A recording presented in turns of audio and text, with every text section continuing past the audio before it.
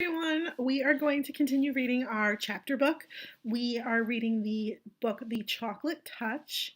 Yesterday we read chapter 1 and I hope you guys enjoyed it. Today we are going to read chapter 2.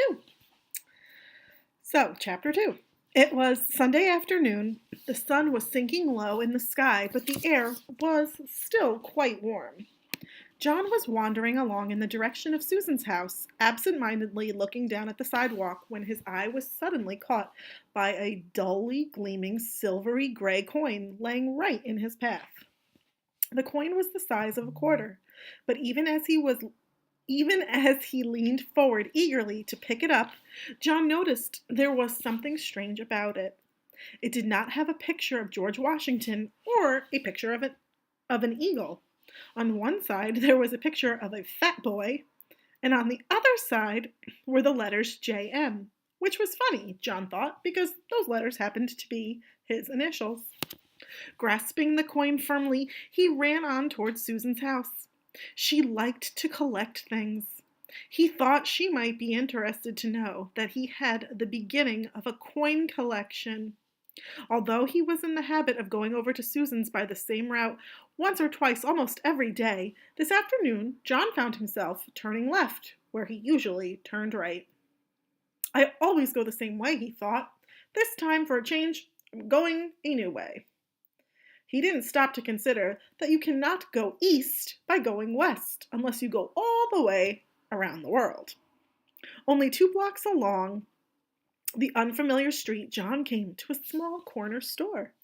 It was a neat red brick building with 2 big show windows. They were full of all sorts of candy. We know from chapter 1, John loves candy.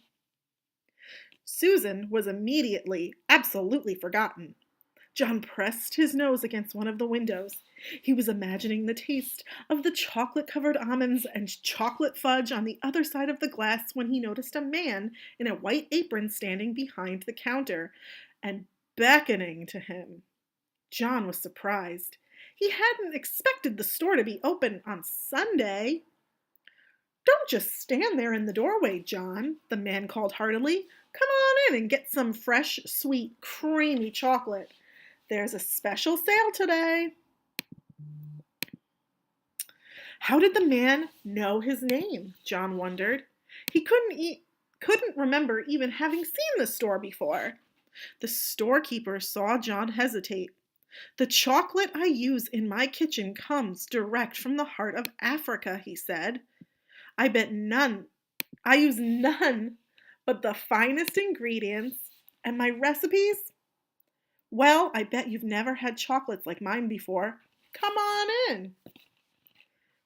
"Thank you," John replied, walking to the counter. "But you see, the trouble is, well..." "No money?" the storekeeper asked. "No money whatsoever? What have you got there in your right hand?" John had forgotten the old coin in his hand. "Oh," he said, "this is part of my coin collection. I mean," he added more honestly, "I'm going to save this coin and then get some more to make a collection." "Let me have a look at it," the storekeeper said. He looked briefly at the coin. "Aha!" he exclaimed. "Is it any good?" John asked, his hopes suddenly rising. "Very good," said the storekeeper. "In fact, it's the only kind of money I accept. But I don't suppose that you'd want to spend it on a box. A whole box? I can imagine you'd rather keep this coin for your collection than spend it on chocolate, wouldn't you?" What do you guys think John will say? "Oh no," John said. "Chocolate any day." "Go ahead then. Help yourself," the storekeeper said, pointing to a heavily laden show table piled high with large cellophane-wrapped candy boxes, all exactly alike. "You mean I can have one of these?" John asked, his eyes round with surprise. The candy boxes were as big as the ones his father always brought home at Christmas time. "Just help yourself," the storekeeper assured him. That is, unless you think it might be better to ask your mother first." "She wouldn't mind," John said hastily, and blushed. The storekeeper winked knowingly. I'm sure she won't, he agreed. Not in the long run, anyway. John tucked one of the large boxes under his arm, declined the storekeeper's offer to wrap it as a gift, thanked him, and hurried out of the store before there could be any question of anyone's changing his mind. The storekeeper smiled as he watched his customer hurrying away down the street. John decided that it might be sensible to enter his house quietly by way of the kitchen. With a large candy box hidden behind him, he let himself in the back door and crept up the kitchen stairway on tiptoe towards his own room on the top floor. Just as he was about to round the corner on the second floor to continue his way upstairs, he had to stop for a moment while his father walked by, coming along the hall from the bedroom telephone. "That was Mrs. Buttercup on the phone," Mr. Midas called to Mrs. Midas as he walked down the front stairs. "She said she was sorry John hadn't been able to get over to play with Susan this afternoon. But it was a good thing in a way, she thought, because Susan is already so excited about her birthday party tomorrow. I wonder where John can have got to." As soon as the second floor was quiet again, and John knew there was no danger that his candy box would be seen, he hurried silently up to his bedroom, pushed open the door, and slid the box under the bed. Then he walked heavily down to the living room. "Well, there you are," said Mrs. Midas. "We couldn't imagine where you have been. What have you been doing?" "Oh, just sort of playing around," John said.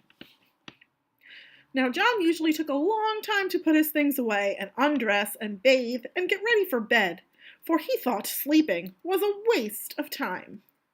But this evening he started yawning long before his usual bedtime. "I'm sleepy," John announced. "All right," said Mrs. Midas. "You'd better be getting to bed. Time for your tonic." John's tonic came in a bottle. It had been prescribed by Dr. Cranium. John had to drink a big spoonful every night to make up for all the vegetables and fruit that he had left on his plate at lunch and dinner. The tonic tasted like soap, mud, glue, ink, and paint. It was terrible and horrible. Sorry. Much to Mrs. Midas' surprise, John ran ahead of her to the dining room cupboard where the tonic and the tonic spoon were kept. By the time she got there, he had already filled the spoon. Then, without any coaxing, he emptied it into his mouth. "Ugh," John spluttered. "Oof, bleh." "That's a very good boy," Mrs. Midas said. "Now, why can't you be sensible and eat up your nice dinner that way? If you'd only stop eating so much candy, you'd be able to eat your meals properly, and you wouldn't need to take that tonic." Soon John was scrubbed in his pajamas and in bed, ready to be tucked in for the night. Mrs. Midas sat on the bed and stroked his forehead for a moment. Then she leaned forward and kissed his cheek. John, pretending that he was very sleepy, shut his eyes and began breathing deeply. Do you guys ever do that? Pretend you're asleep so mom and dad will leave your room?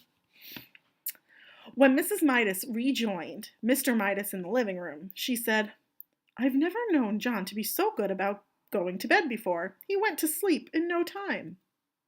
Well, a few seconds after the bedroom door had closed behind his mother, John leaped to the floor, got down on his hands and knees, and felt under the bed for the candy box. He soon had it on the pillow and set to work unfastening it. First, he took off the thin outer sheet of cellophane. Then he lifted off the lid. Then he removed a sheet of cardboard. Then he pulled a square of heavy tin foil. Then he took out a layer of shredded paper. Sounds like an awful lot of work just to get a piece of candy. As the wrappings piled up around him, John became rather anxious. At last he came to a small central ball of cotton batting, and there, right in the middle, was a little golden ball. He picked at the ball with his fingernail and peeled away the gold wrapper, revealing a tiny piece of plain chocolate. It was the only piece of chocolate in the whole box. Deeply disappointed, John nevertheless put it in his mouth. He had never tasted a chocolate quite like it. It was the most chocolatey chocolate he had ever encountered.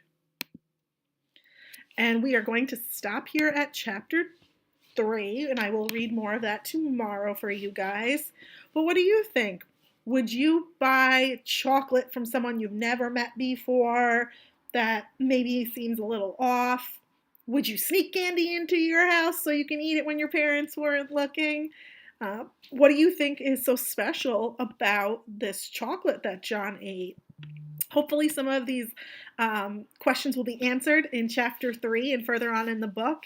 And I look forward to reading chapter 3 with you guys tomorrow. Bye.